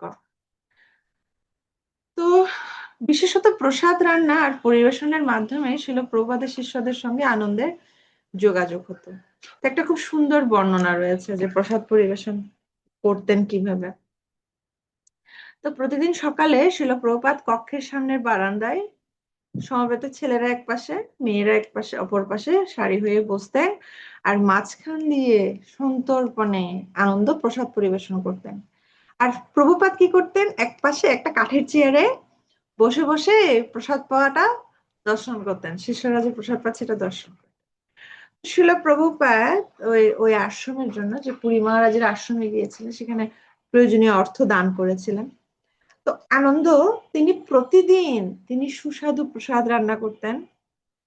তো সেখানে আইটেমের বর্ণনা, আমরা একটু বর্ণনাগুলো শুনি, কারণ আমি চিন্তা করছিলাম আজকে আমরা প্রসাদ গ্রহণ, প্রসাদ পরিবেশন নিয়ে আলোচনা হবে, কিন্তু প্রসাদ নেই। যদি প্রসাদটা থাকতো ক্লাসে, তো প্র্যাকটিক্যাল সহ হতো না, আমরা কিভাবে প্রসাদ গ্রহণ করছি, কিভাবে প্রসাদ পরিবেশন করছি, দুটোটা প্র্যাকটিক্যাল ক্লাসও হতো। কিন্তু এখন আমরা শুধু শুনছি, কিন্তু আস্বাদন করতে পারছি না। যাই হোক, আমরা প্রসাদের বর্ণনা শুনি। আনন্দ প্রতিদিন সুস্বাদু প্রসাদ রান্না করতেন। তাতে থাকতো মশলা মাখানো মোটা মোটা আলু ভাজা, অন্ন, দই, ডাল, 3 প্রকারের সবজি প্রতিদিন। এগুলো কিন্তু প্রতিদিন, ওকে। আনন্দ একা রান্না করতেন তিনি। 3 প্রকারের সবজি, সরু ও মচমচে আলু ভাজা, চাটনি, মালপোয়া, রাজকেলি, সন্দেশ, ক্ষীর ইত্যাদি। প্রতিটি পদই হতো অমৃতময়। 2 সারির প্রান্তে বসে শিল প্রভুপাদ ভক্তদের আরো প্রসাদ নিতে উৎসাহিত করতেন, ওকে আরো দাও। শিল প্রভুপাদ তার শিষ্যদের প্রসাদ পাওয়া দেখে মুচকি মুচকি হাসতেন আর আনন্দের রান্নার প্রশংসা করতেন। আখণ্ড প্রসাদ পেতে সকলকে উৎসাহিত করার পর সবার প্রসাদ পাওয়া হলে শিল প্রভুপাদ প্রেমধ্বনি করতেন, আর সমস্ত ভক্তরা উচ্চস্বরে বলতেন জয়। তো আমাদের প্রসাদের প্রতি আসক্তি থাকা উচিত। কেন? আমরা যত প্রসাদকে ভালোভাবে গ্রহণ করব, প্রসাদের প্রতি আমরা আসক্ত হব, তত বাইরের জিনিসের প্রতি আমাদের আসক্তি কমে যাবে। ঠিক আছে? তো এই যে পাশ্চাত্য জগতের ছেলে মেয়েরা যারা নেশাসক্ত, যাদের কাছে জল হচ্ছে মদ, হ্যাঁ, ওরা মদকে জলের মতো খেত। আর আমিষ আহারের কথা তো সেটা তো বলাই বাহুল্য। কি না খায়, চাই না, ওরা কি না খায়, না কি খায় না সেটা। এরকম ব্যক্তিরা সাপ, ব্যাং, কেঁচো, জোঁক কত কিছু খায়, তারা এখন কৃষ্ণপ্রসাদ খাচ্ছে, কৃষ্ণপ্রসাদ গ্রহণ করছে। তো কেন? প্রসাদ আমাদের পরিশুদ্ধ করে, এর ফলে আমাদের জাগতিক বিষয়ের প্রতি আকৃষ্ট থাকে। তো একটা খুব সুন্দর লীলামৃত আছে। একবার একটা মন্দিরে শিল প্রভুপাদ থাকাকালীন সময়ে এক মন্দিরে এক ভক্ত, সে অনেক বেশি খায়। এখন তখন হচ্ছে কি, মন্দিরে ভক্ত সংখ্যা খুব কম, এবং ভগবানের রাজভোগের প্রসাদ, মানে এখন তো কি হয়, ভগবানের রাজভোগের প্রসাদ আলাদা হয়, আবার মন্দিরের আহ, সবার জন্য প্রসাদ রান্না করার হয়। কিন্তু তখন ভক্ত সংখ্যা খুব কম, তো তখন কি হতো, ভগবানকে যা দেয় ভক্তরাও তাই খায়। ঠিক আছে, মানে রাজভোগের প্রসাদটা হচ্ছে অল্প কয়েকজন ভক্ত, সবাই ওইটাই প্রসাদ পায়। আর সে কি করে পুরো রাজভোগের প্রসাদটা একা একাই পরিবেশন করে পুরো অর্ধেক খেয়ে ফেলে, অর্ধেকের বেশি ও একাই খেয়ে ফেলে। এখন বাকিদের খুব কম পড়ে, তো এখন না পারতে এটা কমপ্লেন গেছে শিলাপ্রপাতের কাছে। তখন ওনাকে ডাকা ডাকা হলো যে তুমি কেন এরকম করো, তুমি বাকিদের কথা চিন্তা করো না কেন? তো বলছিল যে প্রপাত, আমি আসলে আমার পূর্ব জীবনে মানে আমি অত্যাধিক গোমাংসের প্রতি আসক্ত ছিলাম। হ্যাঁ, তা আমি অত্যাধিক পরিমাণে গোমাংসের প্রতি আসক্ত, কিন্তু আমি যখন প্রসাদটা গ্রহণ করি আমার আর সেই আসক্তিটা আমার আসে না। সেই জন্য আমি প্রতিদিন আমার প্রচুর পরিমাণে আমার পেটটা ভরা থাকতে হয়, না হলে আমার সেই সেই স্মৃতি চলে আসে। ঠিক আছে, তখন প্রভুপাদ বলছে ঠিক আছে, ও আরো বেশি পরিমাণে প্রসাদ পাক। ঠিক আছে, ওভাবে ব্যবস্থা করেছেন। তো এই যে প্রসাদ পাওয়ার মাধ্যমে আমাদের ধীরে ধীরে ধীরে ধীরে পরম দৃষ্টা নিবর্ততে, আমরা যখন উচ্চতর স্বাদ আস্বাদন করব, নিম্নতর স্বাদ আমরা বর্জন করতে পারবো। ঠিক আছে। আচ্ছা, তখন একদিন এইরূপ এক ভোজের পর শিলপ্রপাত সমস্ত ভক্তদের তার কক্ষে ডেকে বললেন, দেখো কিভাবে ও রান্না করছে। সে নিজেই সবকিছু রান্না করে পরিবেশন করে, আর যতক্ষণ না প্রত্যেকে সম্পূর্ণ সন্তুষ্ট হয় ততক্ষণ সে নিজে প্রসাদ গ্রহণ করে না। একেই বলে বৈষ্ণব। কি রকম তার আচরণ, নিজে উপভোগ করা অপেক্ষা পরিবেশন করে সে বেশি সন্তুষ্ট। এটা হচ্ছে বৈষ্ণবের মনোভাব। তিনি নিজে নিজে সবকিছু একা একা করছেন, কিন্তু পরিবেশন করে অন্যদেরকে প্রসাদ পাই তিনি অনেক বেশি আনন্দ উপভোগ করছেন। তো এটাই হচ্ছে শিলাপ্রপাদের লীলামৃত। আজকে আমরা দেখলাম কিভাবে আমরা প্রসাদ গ্রহণ করব, কি মনোভাব নিয়ে আমরা প্রজল্প করব না। প্রসাদ গ্রহণ করতে করতে আমাদের কি করা উচিত? ভগবানের স্মরণ করা উচিত। ঠিক আছে। আর এই প্রসাদের পূর্ণ শক্তি, আমরা সেই লীলামৃতটা বলে এখানে শেষ করব যে প্রসাদের কতটুকু মহিমা। অ্যাকচুয়ালি এই প্রসাদ খুবই আনএভেলেবেল ছিল, এতটা সহজলভ্য না। এই প্রসাদ আমরা এতটা সহজলভ্য ভাবে পাচ্ছি, যেখানে সেখানে গেলে এখন আমরা প্রসাদ, কিন্তু এই প্রসাদ সহজলভ্য ছিল না। অনেকে জানি, তারপর আমরা আবার লীলামৃতটা শুনবো একটু। তো একবার নারদ মুনির, ওনার খুব ইচ্ছা হলো যে আমি এই প্রসাদ গ্রহণ করবো, বিষ্ণুর উচ্ছিষ্ট প্রসাদ আমি গ্রহণ করব। তো সেই প্রসাদ গ্রহণের জন্য একমাত্র ওয়ে কি? লক্ষ্মী দেবী। কেননা লক্ষ্মী দেবী হচ্ছেন মিনিস্টার, তাই না? লক্ষ্মী দেবী যদি চাইবেন তো হবে। তিনি রন্ধন করেন, তিনি ভগবানকে প্রসাদ পরিবেশন করেন। তাই লক্ষ্মী দেবীকে সন্তুষ্ট করতে পারলে আমি বিষ্ণুর উচ্ছিষ্ট প্রসাদ আমি পেতে পারবো। তখন নারদ মুনি দীর্ঘদিন ধরে তিনি লক্ষ্মীর খুব ভালো সেবা করেন, এবং লক্ষ্মী অত্যন্ত সন্তুষ্ট হয়ে বলেন যে তুমি বর চাও। বলছে আমি যে বর চাইবো আপনাকে মা সেই বরই দিতে হবে। তো ঠিক আছে, তখন বলছে আমি বিষ্ণু উচ্ছিষ্ট প্রসাদ চাই। এখন লক্ষ্মীর তো পুরো মাথায় হাত, না না তুমি অন্য কিছু চাও, আমি এটা তোমাকে কিভাবে দিব, কেননা প্রসাদ তখন অ্যাভেলেবেল ছিল না, একটু অনুমোদিত ছিল না, সেটা ভগবানের প্রসাদ। তো বলছে না মা, আমি এত কষ্ট করেছি, আমার উদ্দেশ্যই ছিল এটা, তা আমাকে সেটা দিতে হবে। তখন লক্ষ্মীর খুব মন খারাপ যে আমার পুত্র পুত্র নারদ সে একটা বাসনা করেছে, কিন্তু আমি সেটা কিভাবে দিব।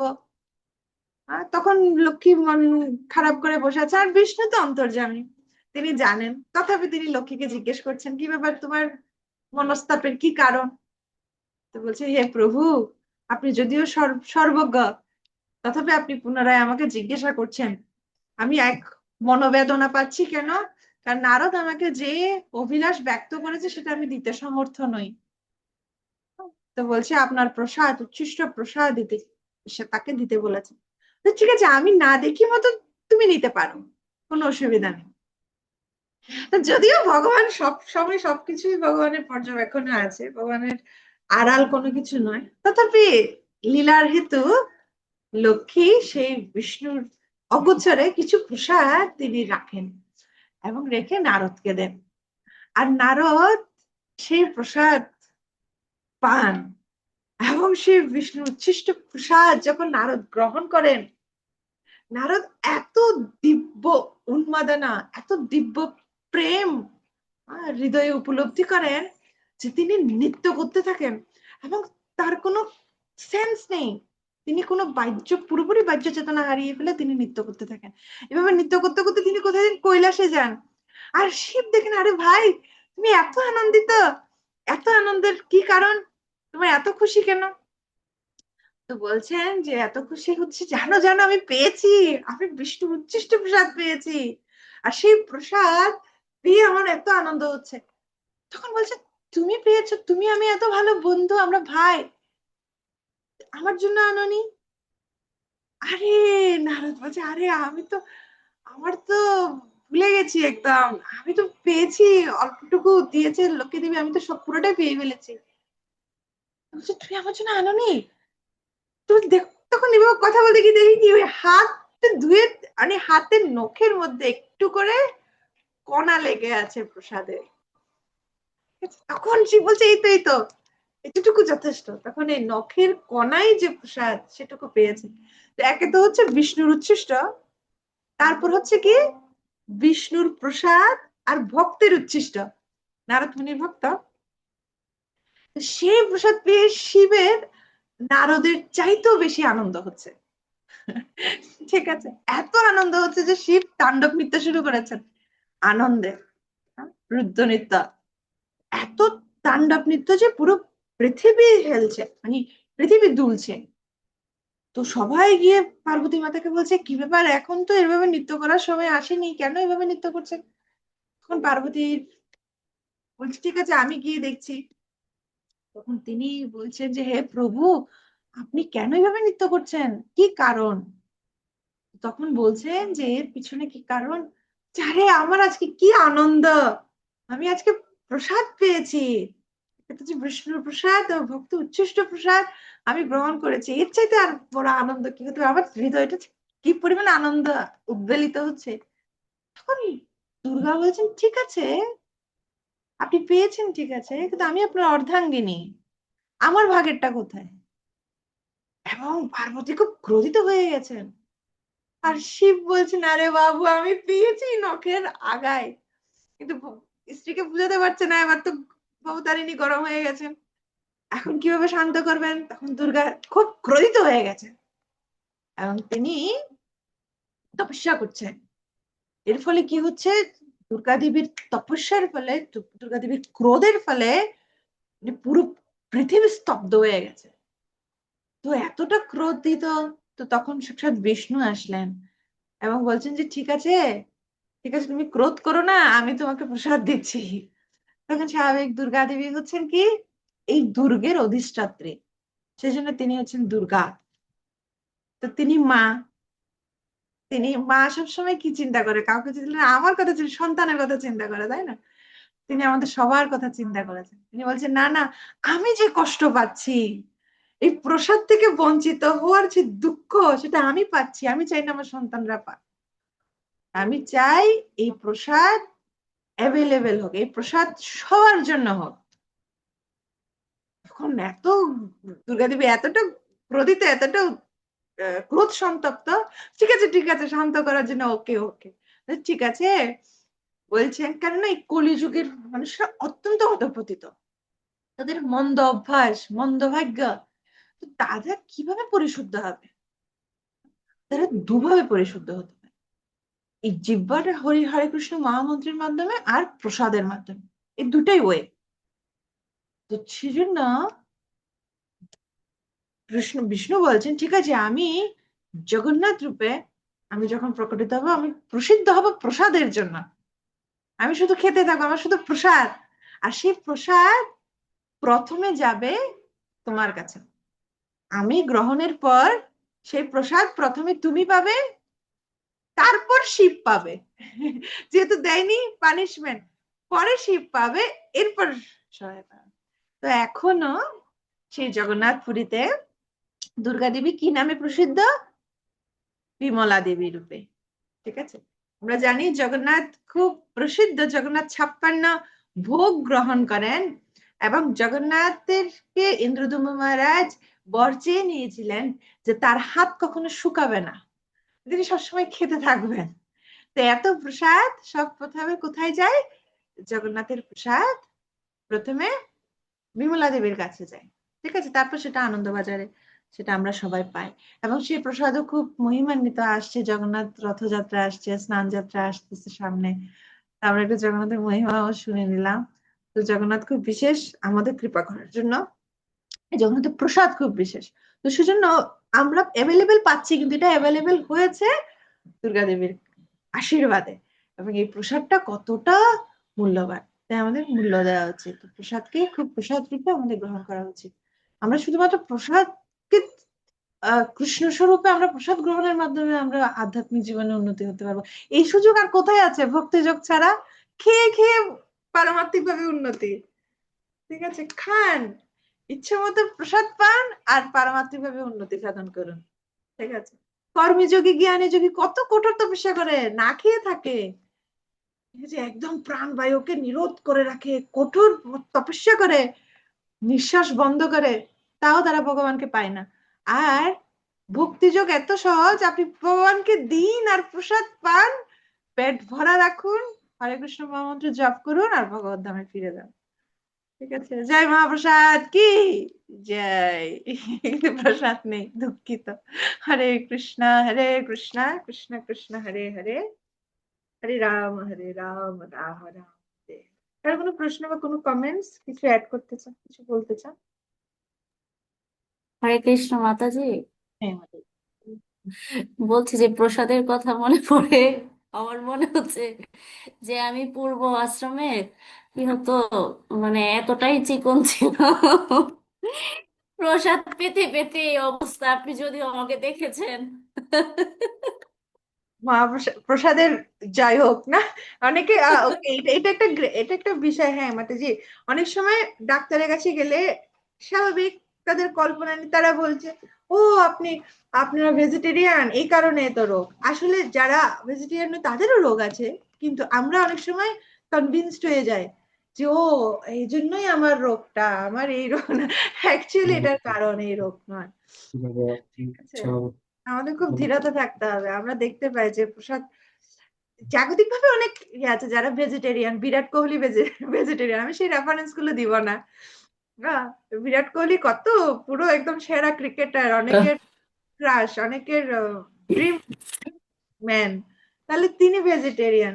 আমি ওরকম এক্সাম্পল দিব না, জব, কারণ আমরা ভেজিটেরিয়ান এটা তো নয়। বলবেন। আমরা হচ্ছে কি, আমরা হচ্ছি প্রসাদ বুঝে, প্রসাদের অনেক শক্তি। নিরামিষাশী গোড়া নিরামিষাশী হয়ে কি লাভ? নিরামিষাশী হয়ে সেটাও প্রাণী হত্যা, সেটাতেও ভালো না। ভালো হচ্ছে প্রসাদ, প্রসাদের অনেক শক্তি। যে মাত্র কৃষ্ণকে সেটা নিবেদন করা হয়, সেটা সমস্ত কিছুর আধার হয়। এবং কি কোনো যদি আহ অনেকগুলো লীলামৃত আছে প্রসাদের, আমরা সেখানে যাব না, অনেক সময় হয়ে যাবে। যদি কোনো খারাপ কিছু থাকে সেটাও চলে যায়। আমরা দেখেছি না, জগন্নাথের খুব সুন্দর সুন্দর লীলামৃত আছে। আমার জগন্নাথের লীলামৃত খুব ফেভারিট আমার। এবং সেখানে আছে না, ও জগন্নাথের ভক্ত, তাকে বিষ দেওয়া হয়েছিল, সে ভগবানকে অফার করেছে, সেজন্য সে প্রসাদটা সে গ্রহণ করেছে, তার কিছুই হয়নি। হ্যাঁ মাতাজি। মাতাজি আরেকটা প্রশ্ন, যে আমরা জানতে পেরেছি যে কিছুদিন যাবৎ গুরু মহারাজ অসুস্থ লীলায় আছেন। তো আমার নিজের বাবা মা যখন অসুস্থ থাকে তখন আমি কতটা উদ্বিগ্ন থাকি, কিন্তু আমাদের পরমারাধ্য গুরু মহারাজ, যিনি আমাদের মানে আমাদের পাপ গ্রহণ করে নিয়েছেন উনি, কিন্তু উনি আজ অসুস্থ লীলায় আছেন, কিন্তু আমার সে উপলব্ধি হচ্ছে না। সেক্ষেত্রে আমি কি করতে পারি না?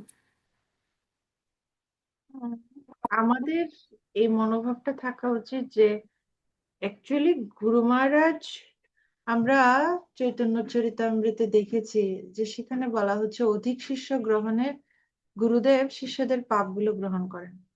এবং গুরু মহারাজ সবসময় বলছেন যে তিনি শিষ্যদের দায়িত্ব তিনি গ্রহণ করেছেন। তিনি সেই শ্লোকটা রেফারেন্স দিচ্ছেন যে গুরু ন শস্যাৎ জননী ন শস্যাৎ। তিনি সব প্রতিমুহূর্তে চিন্তা করছেন যে কিভাবে সবাইকে ভগবত ধামে ফিরিয়ে নিয়ে যাবে। কিন্তু এখানে দুটো ভাগ। একটা ভাগ হচ্ছে গুরুদেব সব সময় আমাদের চেতনা কি থাকবে, আমাদের চেতনা হবে আমি শিষ্য হিসেবে এটার জন্য দায়ী, আমার জন্য গুরু মহারাজ কষ্ট পাচ্ছেন শারীরিক ভাবে।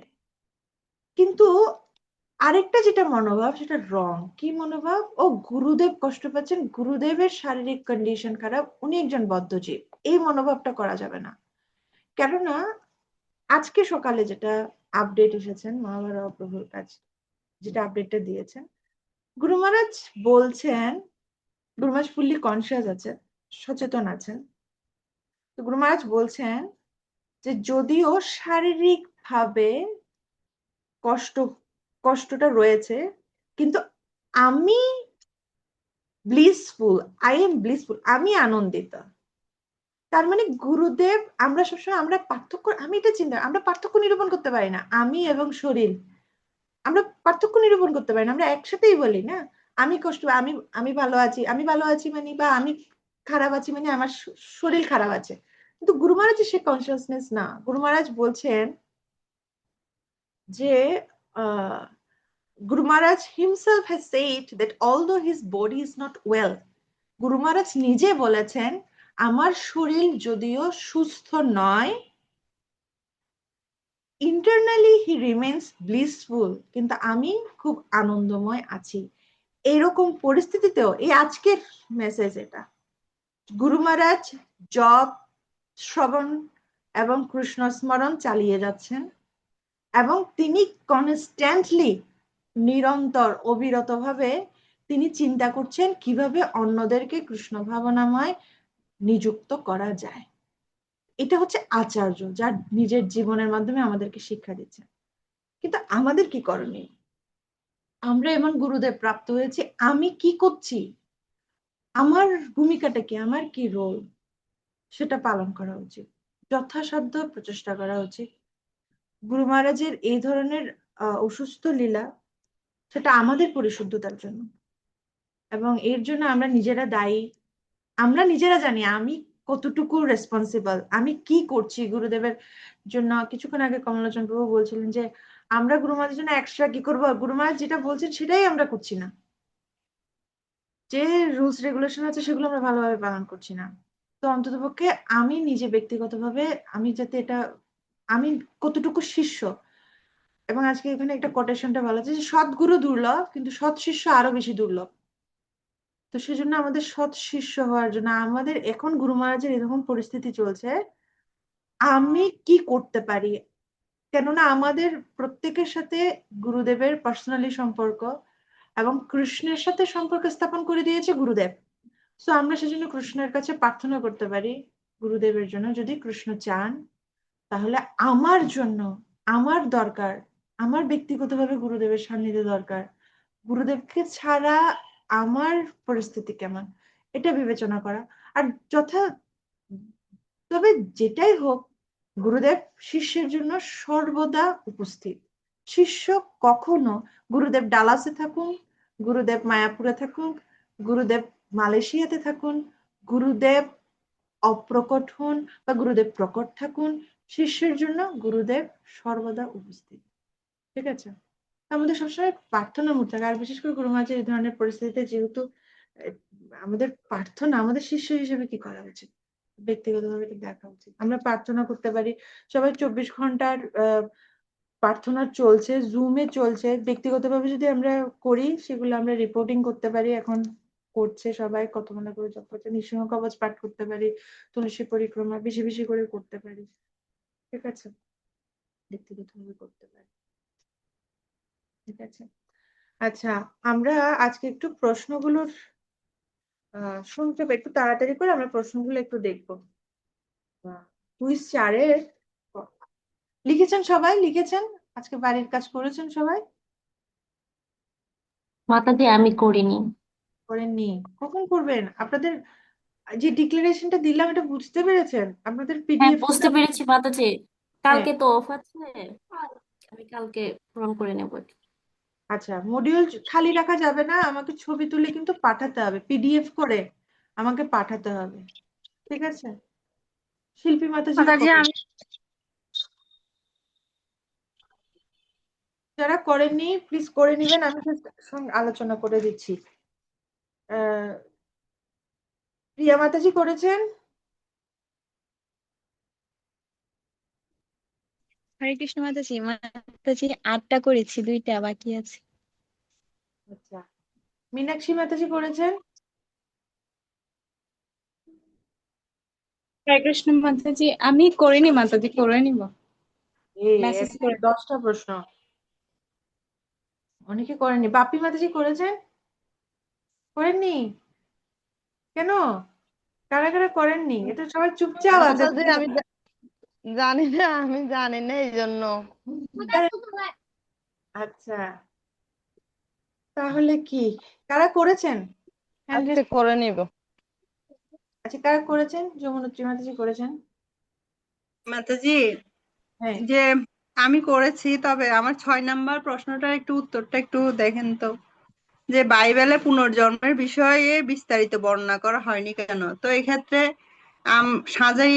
সাজিয়ে লেখার ব্যাপারটা কি এরকম যে তারা হয়তো চিন্তা করবে যে এই লাইনের এইগুলা লিখলে কি হবে, যে সিদ্ধি লাভের জন্য তাদের একাধিক জীবন লাভের সুযোগ রয়েছে সেই যুগে অসংখ্য চার্চের পাণ্ডুলিপি, এগুলা তো না, কিন্তু এই যে এই একটা লাইন যে সিদ্ধি লাভের জন্য তাদের একাধিক জীবনের সুযোগ রয়েছে, এটা মনে হ্যাঁ, করে যদি এরা পরবর্তী জীবন চাওয়ার অপেক্ষায় থাকে।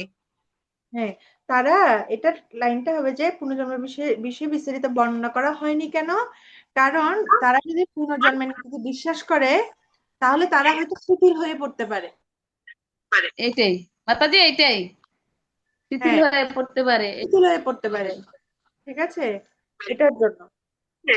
তারপর 2 লাইন লিখতে পারেন আপনি যেটা বলছেন মুন্নিমাতাজি, হ্যাঁ, ওই লাইনটা লিখতে পারেন। মানে শিথিল হয়ে পড়তে পারে, তো তারা হয়তো চিন্তা করতে পারে যে সিদ্ধি লাভের জন্য একাধিক জীবন লাভের সুযোগ আছে। ঠিক আছে, এটা পারেন। আচ্ছা। আচ্ছা, আর এই আমি যে প্রশ্নটা হ্যাঁ, যমুনাত্রী মাতাজি। উত্তরটা যে যেটা আপনি যেটা ওই যে মানে আলোচনায় নিয়ে আসছিলেন, আমি চিন্তা করছি, আমি এমনি নোট করে রাখছি, কিন্তু ওইটা কি দেওয়া যাবে? মানে ইসলাম ইসলাম কি মানে এই সম্পর্কে আর কি, ইসলাম কি বলে পুনর্জন্ম সম্পর্কে। তো আপনি হ্যাঁ, আলোচনার মধ্যে নিয়ে আসছিলেন, তখন আমি ওইটা স্ক্রিনশট নিয়ে রাখছি আর কি, নাকি বইয়েরটা লিখবো আমি, এটা ভাইবা রাখছি দুইটার একটা, এখন আপনাকে জিজ্ঞেস করবো ভাবছি আর কি, মানে নাকি বইয়ে যেটা আছে পুনর্জন্ম সম্পর্কে ইসলাম কি বলে, কিন্তু আপনি আলোচনায় যে বিষয়টা নিয়ে আসছিলেন। আচ্ছা, এখানে হুহুল, এই যে তানাসুক রিজাত, এই যে বিষয়গুলো রয়েছে না, হুহুল রিজাত হুম। তানাসুক, এই বিষয়গুলো তারা বলছে পুনর্জন্ম সম্পর্কে।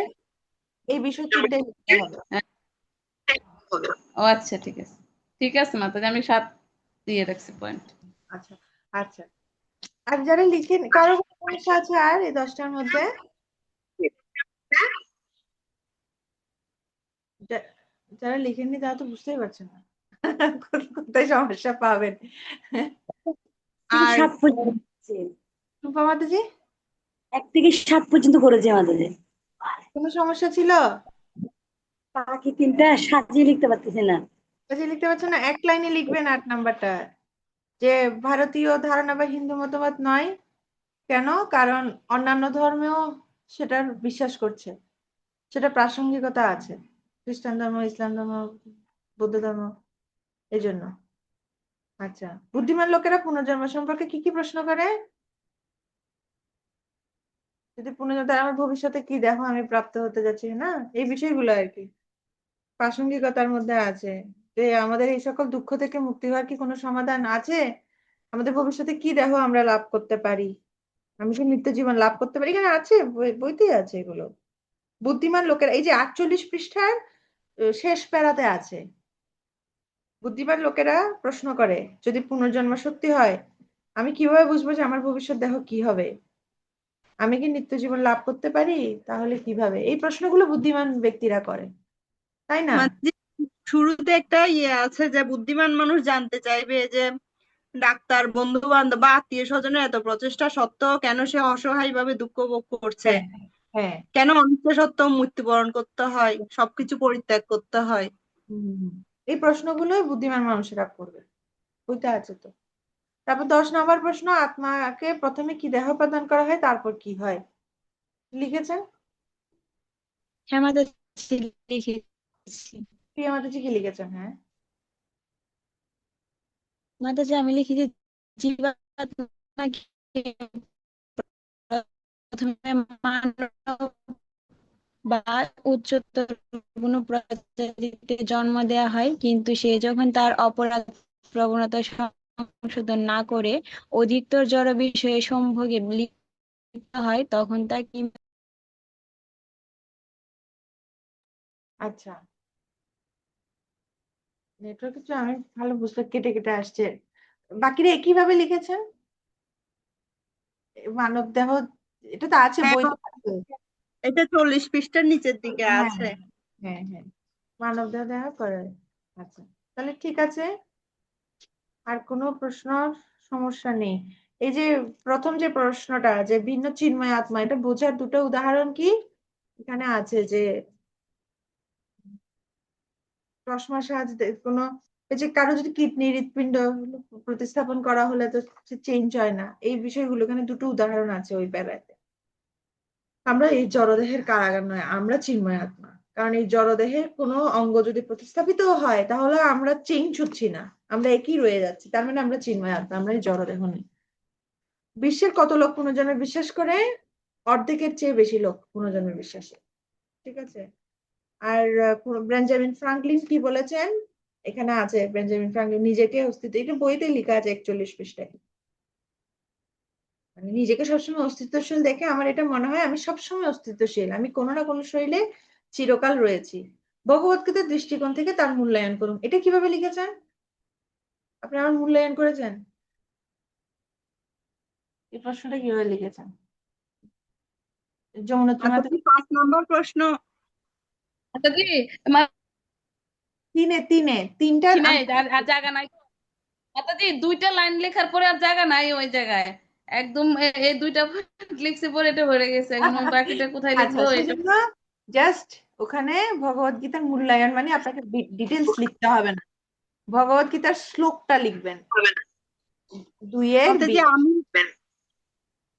মাতাজি আমি লিখেছি যে গীতায় ভগবান বলেছেন মৃত্যুর মাধ্যমে আত্মা এক দেহ থেকে অন্য দেহে দেহান্তরিত হয়। হ্যাঁ হ্যাঁ, এটা তো কোন ওই যে শ্লোকে বলছেন?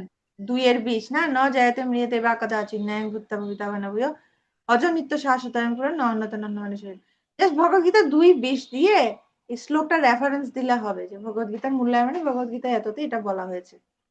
এই বেঞ্জামিন ফ্রাঙ্কলিনের কথাটা এখানে বলা হয়েছে ভগবদ্গীতায়। ঠিক আছে। হ্যাঁ, আচ্ছা, তো শুক্লার কাহিনী পড়ার সময় কোন বিষয়টি আপনার হৃদয়কে স্পর্শ করে? যার যে বিষয়টা স্পর্শ করেছে সেটা ভাবে লিখবেন। আমি জানি এটা লিখতে পেরেছেন। মাতৃসুলভ ব্যাপারটাই। সুলভ ব্যাপারটা, হ্যাঁ। আচ্ছা, তারপর বাইবেলের, এটা তো আচ্ছা, এগুলো আলোচনা হয়েছে। ঠিক আছে, যারা লিখেননি, যারা লিখেছেন সবার উদ্দেশ্যে বলছি, পিডিএফ তৈরি করুন 4র্থ অধ্যায় পুরোটা।